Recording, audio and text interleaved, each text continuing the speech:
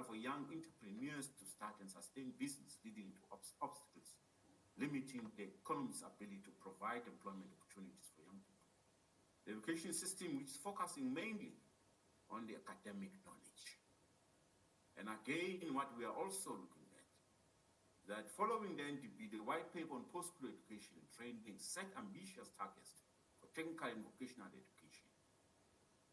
And again, the issue of the growing number of the need group, which is also a problem.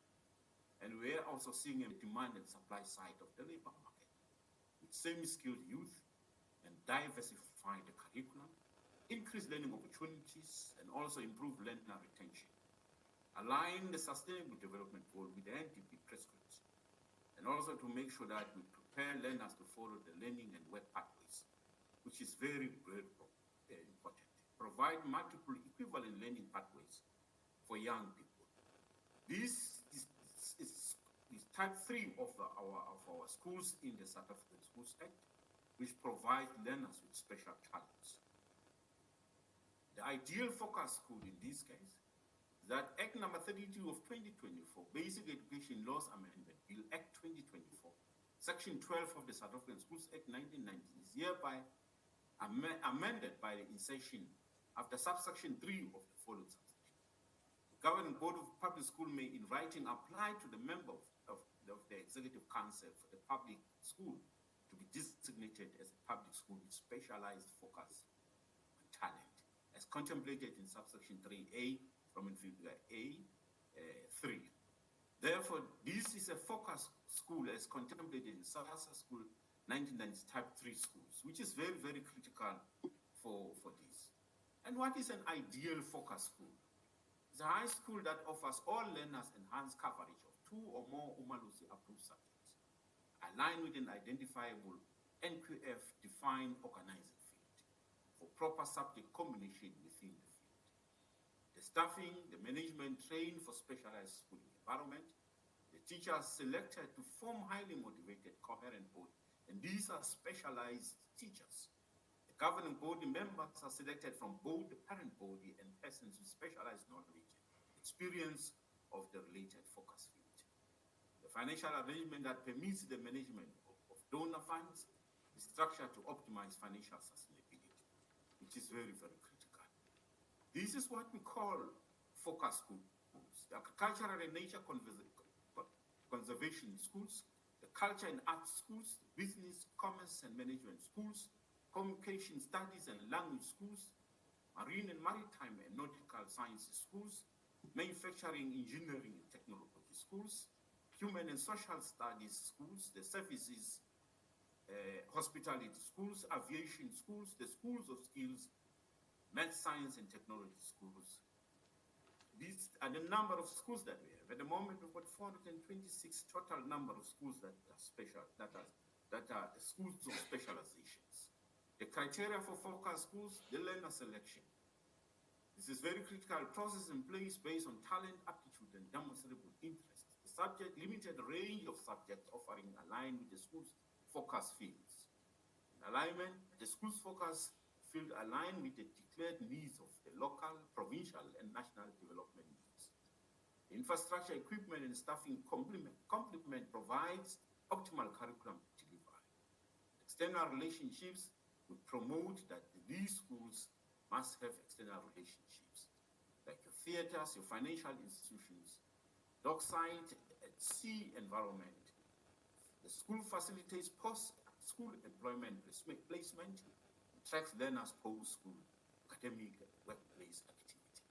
We started with this school, with the Mesita, where we are placing young people in industries. The school income derived from the equitable share, national and provincial conditional grants and donor funds. Very critical. Do the current focus schools meet the criteria? Most of our schools identified by provinces in their annual progress report do not comply with the core criteria of focus schools. And hence, the department has decided to conduct an audit just to make sure that those schools that are well affair and they are meeting the criteria are supported, and those that are not meeting the criteria are supported to meet that level. And and that process has begun. These are the pillars for the expansion of our focus schools: the curriculum and multi-certification, institutional and facilities, the physical resources, human resources, and financial resources, partnership strategy and advocacy, communication strategy, and career guidance. I'm not going to go through each of these identified areas, but when we talk about curriculum and multiplication, in this case, we are talking about, at the moment, the schools offering a mixture of combination of subjects from vast original organizing fields. The schools offering one subject from an organizing field then identify the school with this subject, and which is what we are trying to discourage. And we're saying we have to finalize the audit of the subject offering of the existing focus schools, a proper request to minister for writing of new skills as subjects, and the revision of the policy on promotion and progression funding. And this is going to be very critical, making sure that we are tracking, making sure that we provide career guidance, and we strengthen monitoring of districts with regards to subject combinations. Going to be critical. And also we invite the QCO to assess the current developed occupational subjects and advise the sector on proper model. Part qualification within the complete qualification, which covers a specific set of skills, knowledge within a larger program to afford multiplication. And this process has started in Free State, and this month we will grant to be a grant for focus schools expansion. Consider top slicing of the EIG expansion and development of partnership framework for mobilization of resources. We already have commitment, like in the Mercedes-Benz in East London, where they are prepared to assist us in this area. Facilities and resources, outdated machineries that we see in our workshops and lack of workshop or not up to standard workshops, and more or less consumables and facilities not fit for practical training. We have also proposals that in terms of the audit, which will inform us of the current status quo, we will be able to assist, and we are going to cost that and upgrade our workshops and procure equipment that are contemporary. Human resources, the teacher in the focus schools with theory and no experience in practical components, we are addressing that. And we are saying with considerations for qualified artisans or individuals with occupational qualifications.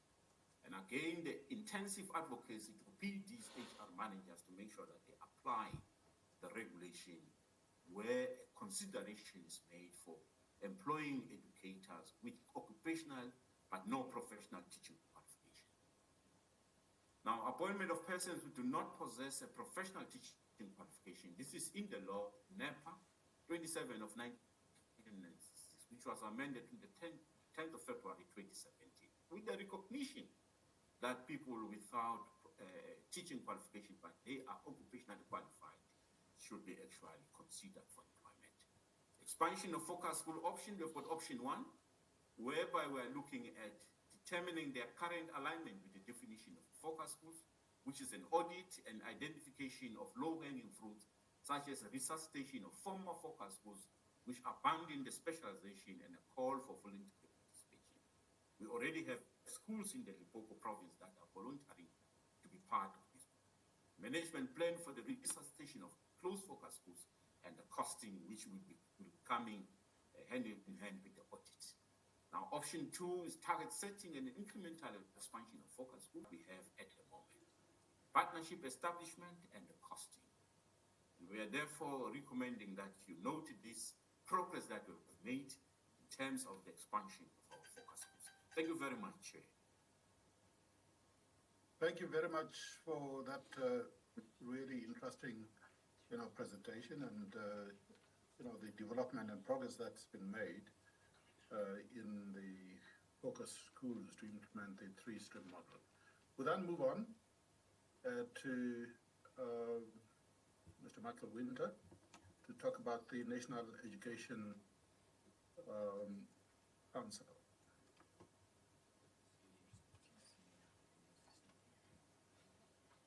Thank you so much, and good morning to everyone on the platform. Can everyone see the presentation? Yes, we can see it. Thank you so much, Chair.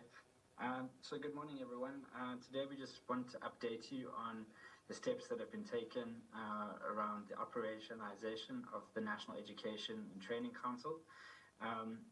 The council is an advisory body to the Minister of Basic Education on policy matters relating to school education. It draws its mandate from Section 11 of the National Education Policy Act, and I'm going to just share with you a bit more about its strategic focus, its mandate, and the steps we've taken to date to activate it. The council was established in 2009 in terms of regulations that were made, but it hasn't been operationalized to date. So what we're doing at the moment is not changing the law, we're simply just activating what's already provided for there. And the Minister of Basic Education has indicated publicly her intention to proceed with the appointment of members that are required to operationalize the council. Towards the end of last year, we ran an extensive nomination period, during which we received over 120, I think about 120 nominations, and that process is now at an advanced stage and is currently on its way to Cabinet before the Minister will make further announcements on it. The strategic focus of this council is important to acknowledge. It's directly linked to the priorities that have been set out in the President's State of the Nation address earlier this year, which, as some of the presenters today have already touched on, concern early childhood development, a focus on literacy and numeracy in the foundation phase, mother tongue education, and that's just to name a few. And it's also in line with the priorities set out in the National Development Plan, which confirm that improving education policy development is integral to the realization of our basic education goals. So the strategic focus of the work of this council is very much aligned with where the 7th administration is heading. In terms of its legal mandates, I think it's important to keep in mind that it is an advisory body, it's not a decision-making body. It's focused on school education-related matters. It is not intended to replace existing structures, but rather to supplement it. And so it won't be replacing the work of, for example, HEDCOM or CEM.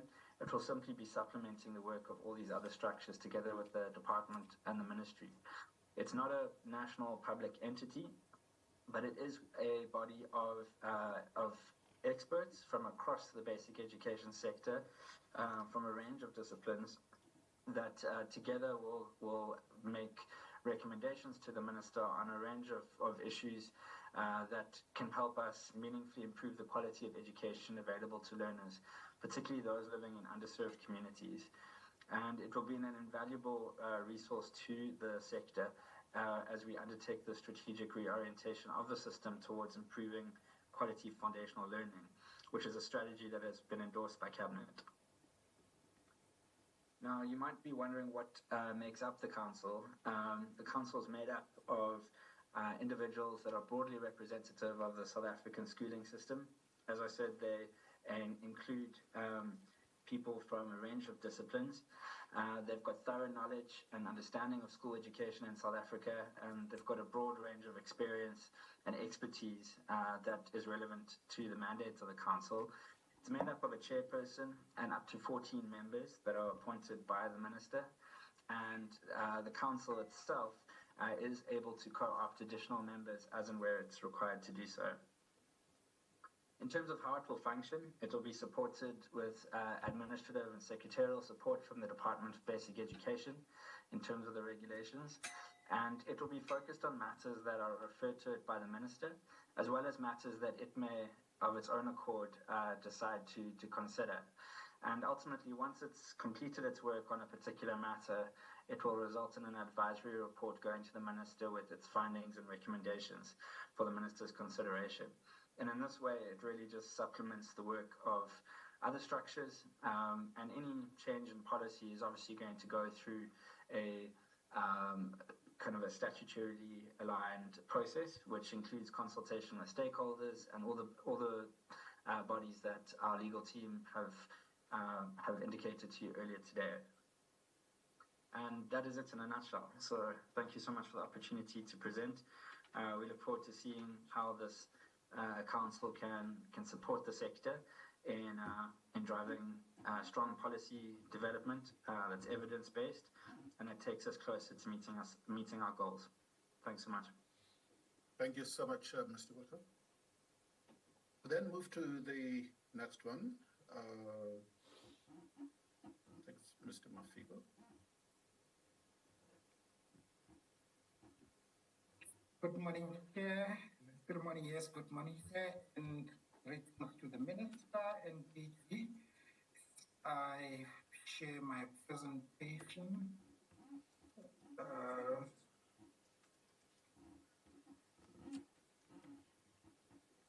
Just want to check if my presentation is on the screen and in the correct. Yes, we can see. Thanks, Thank Mr. you, Chair. Thank you, Chair. Then again, greetings to the Minister, DG, and colleagues in the meeting, and it's a pleasure to provide the infrastructure report to this civil society forum.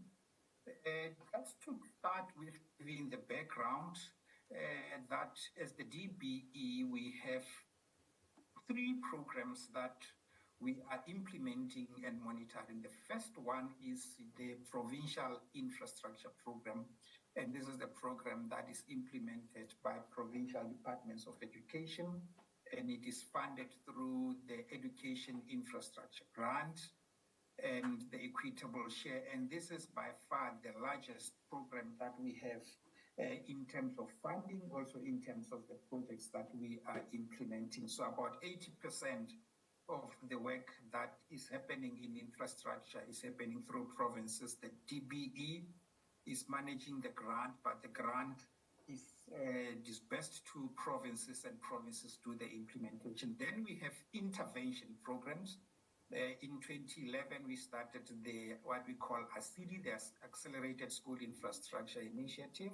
And in 2018, the Sanitation Appropriate for Education SAFE was launched. And these, I have to add, these are interventions, and we need to upfront indicate that the 2 programs, ASIDI and SAFE, have run their course, and they will be coming to an end at the end of the current financial year. By the 31st of March, we will be saying goodbye to the 2 programs, ASIDI and SAFE, and all infrastructure will again revert to the provincial departments of education. How far are we with regards to the 2 programs, starting with ASIDI? With ASIDI, we had what we refer to as inappropriate structures, and the intervention targeted 331 inappropriate schools, and we have completed that. With regards to water supply, we targeted 1,336, and this has been completed.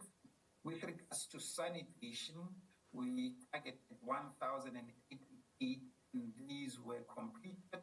And with regards to electricity supply, we targeted 342.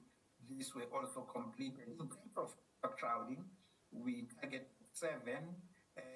2 of those have been completed, and we have 5 that are still under construction.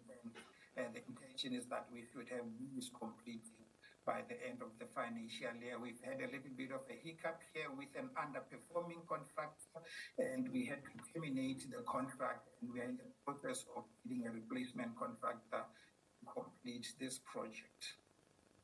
With regards to SAFE, I will just go into this highlight portion. We identified 3,371 projects, and going down, out of the 3,371 projects or schools, 3,260 of those have been completed, which translates to 97% of the work that we have taken on in terms of the SAFE program. And this is just an indication of the work that is outstanding. And on the left, these are the implementing agents, the DBSA, NECT, this is the Vola Trust and Kuha Development Corporation. But this is just an indication of where each implementing agent is with regards to these projects.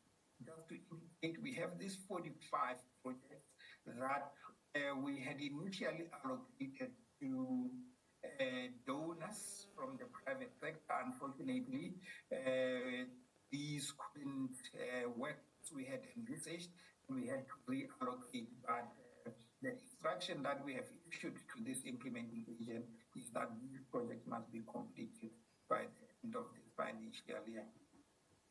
This is just an indication of the work that we are talking about. Currently, in this financial year, starting from April, we have completed 27 projects, and we still have 109 projects that we will have to complete before the end of the financial year.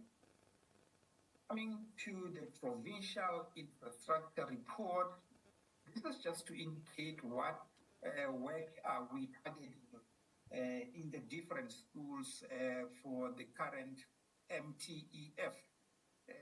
This column will show the targets that we have for the current financial year, going to the next financial year, into the outer financial year. I'll just take an example of a few.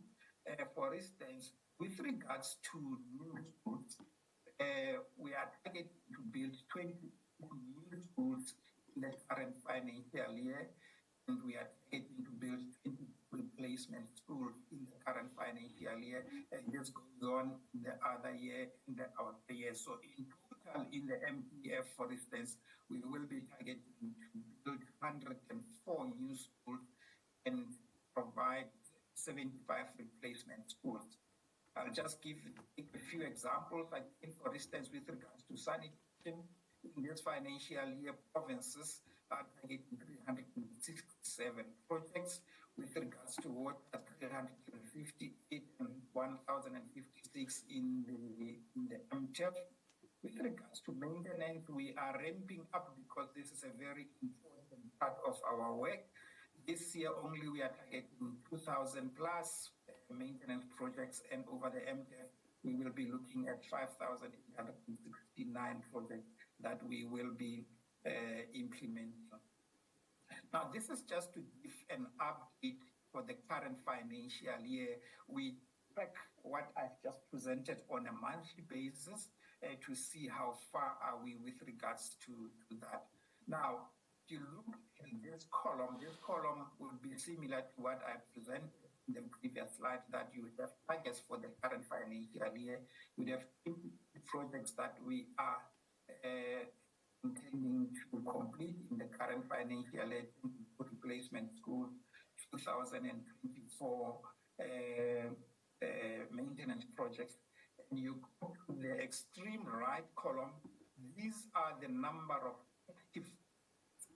So whilst we intend to complete 28, but there are 125 projects that are at different stages of implementation. For instance, you would have 5 that are only at initiation, 10 that are at concept, 13 that are at development design stage rather, and 11 that are at procurement stage, and so on. This is the case with all the others. So this is how we track these projects in the different categories of the work that we and on the ECD program, which is also the work that we inherited in the past 2 financial years, concentrate on the 30th of June. We are discussing health and safety packs to assist early learning centers that do not qualify for a subsidy to be able to qualify if there are areas of health and safety that they would need assistance with. So far, we have delivered 56 health and safety, and the majority of those are in the Northwest. With regards to maintenance projects, we have already completed 45 maintenance projects in the current financial year. And with regards to new constructions, we have completed 10 new construction of ECD centers in the current financial year. So that is the report here. I just need to indicate in concluding that many instances when we present this, we get a lot of requests to say, but you have not touched our school and so on. But what we are indicating is that, remember, we are working in an environment that is constrained. We have a limited amount of money. So we are not able to touch all the schools all at the same time, but the numbers are indicating that there is a lot of work that is happening, and provinces are continuing to do condition assessments so that we know what is the situation with every school across the country, so that as we do planning and prioritization, then we are able to touch those schools that might have not been touched in the past. That is the presentation, Chair. Thank you very much. Thanks, Mr. Mafuko. Thanks very much for that presentation. We'll then go to the last but not least one on SA SAMs. I think it's Suleiman. I'm Suleiman. Thank you very much, Chairperson. Good morning to you, and good morning to the Minister. Good morning to the DG, as well as civil society that is in attendance. I am about to share my presentation.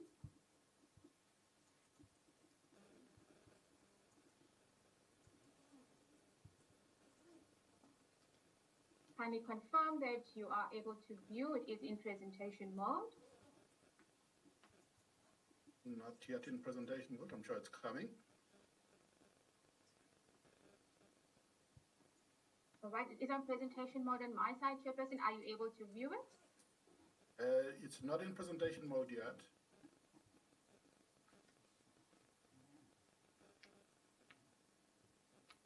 Sometimes there's a bit of a lag. Yes, I think it's the connection at the DBE offices. I will start with the Just presentation. carry on. Yeah. Okay, thank you very much. I am Aisha Suleiman. I'm the Director of Education Management Information Systems, that's EMIS at the DBE. And it is my pleasure this morning to give you a brief overview on the progress made on the very key project, which is the modernization of the South African School Administration and Management System, better known as SA SAMS. Just a brief content of the presentation will include the evolution of the data management and collection processes very briefly, and then the benefits of the SA SAMS modernization project together with its roadmap and progress made to date. As we all know, the evolution of the data management and collection processes have really changed and revolutionized over the many years. Previously, it was conducting annual surveys and was aggregated data that was being collected. And then recently, with the introduction of the sorry, apologies. In case you were moving the slides, they're not moving. I am moving them. I'm actually on the third slide already.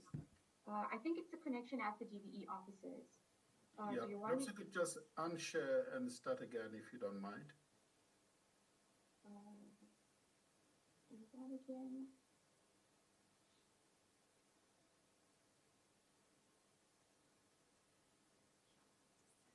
Chairperson, I have shared and it is on presentation mode on my side.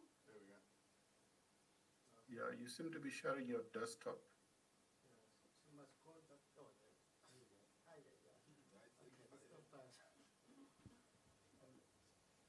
Are you able to view it now? It is on we presentation. can see it's still not in presentation. It's sort of in desktop mode, but end this PowerPoint yeah. and then go back to where's the mic? The Secretary does have a copy of the presentation. I suggest if it's not working on my side, they can perhaps present it on their side. Okay, please carry on. We can sort of see it, but yeah. All right, thank you very much, Chairperson. So, as mentioned, it is the change of collecting to unit level information where the school administration system allows the collection of granular unit level data to the point of every single learner in the country, every quarter up to a grade and performance level data. And this is collected on a quarterly basis. With SA SAMS being implemented in over 90% of public schools for administration and reporting purposes. And the future is to now make sure that the modernization of SA SAMS is completely developed and eventually rolled out to all schools in the country to have an online web-enabled system to collect information. But also very importantly and primarily, schools have an admin system for their own implementation of administration and management. So while the current SA SAMS is very rich in functionality, It is a valuable tool to support school level administration as well as data collection and implementation of policy. We know that there are limitations and challenges with the current solution. For instance, the current SAMS, SA SAMS is a standalone desktop application. It is offline. Whilst we have quarterly updates with recent updates of policy, for these updates to reach school, it takes longer than anticipated due to it being an offline solution. And then with SASAM's modernization, it is a very strategic project led by the DBE and in support with the NECT in order to develop and upgrade the current solution to enhance the platform. And it aims to transition, SASAMs from a primarily offline desktop system to a system that is web-enabled, it's data-driven solutions that support real-time reporting. It's more responsive, and it, of course, improves school administration across the country. And that's where we lead to the benefits of the SA SAMS modernization project. Very importantly, it is an online solution, as mentioned, governed by a cloud solution, and this will eliminate the lengthy software enhancements that take quite some time for it to reach schools, for it to be distributed. If we calculate that into man hours for the distribution of quarterly updates, it takes approximately 500,000 hours if we multiply by the number of schools that are using the solution currently. And with a single update in the cloud solution, it will save on that number of hours. Looking at a new school academic year, the administration that goes into management, putting into the new year to set up a new school on the system to capture information, translated into the number of schools, number of capturing per learner, verification of the data could translate into a number of millions of hours, and therefore reducing administrative burden at a school level. The online solution will also provide an easier way to capture digitally learner attendance. For example, a teacher can stand in front of the classroom with a mobile gadget to update information and immediately make it available through the cloud solution. So these are very key benefits of the online SA SAMS. Duplication of learners. Remember, with a centralized database, it will hold records of all learners that are integrated simultaneously. Once a learner leaves from school to school or province to province, the record goes with the learner instead of it now being captured in an offline solution. Integrations with other governmental departments, for example, Department of Home Affairs to verify ID numbers, integration with the Department of Social Development to understand if learners are receiving a social grant. When they do qualify, are they in school, are they attending school in order to qualify for that social grant. So there's a number of increased exponential benefits of implementing the solution. Data quality, of course, data security will be enhanced to comply with the property regulations, understand the quality of data that is being more reliable and more accurate. Reporting on a reporting basis, modernized SASAMs will be able to configure international reporting, which is of benefit to the entire sector. So this is, if we have to translate it in man hours, this is a mere example of how the solution will be able to support the sector when it comes to administration of a school, when it comes to implementation of policy, when it comes to collection of data, and then, of course, reporting and making data-driven decisions based on almost real-time data that is being collected. When we look at the project per se and the roadmap of where we have come from since 2018, when we have conceptualized the project, where we, as DBE, had collaborated with the NECT when the initial collaboration had commenced. It was building the necessary capacity in order to modernize the system, exploring the different models, the service provider model versus an in-house capacity, setting up the procurement phase, etc. When we went into 2019, we had put in a governance to minimize the risk, with governance processes and procurement processes. Very importantly, change management had started not only at national, but importantly at provinces and going down to schools. And of course, fundraising had also been part of that in that particular year. Looking at 2022, the global solution acquisition, where we've consulted with UNESCO to source an open source system, which is known as OpenEMIS, that had commenced. And thereafter, we've done a technical assessment verifying what the functionality was on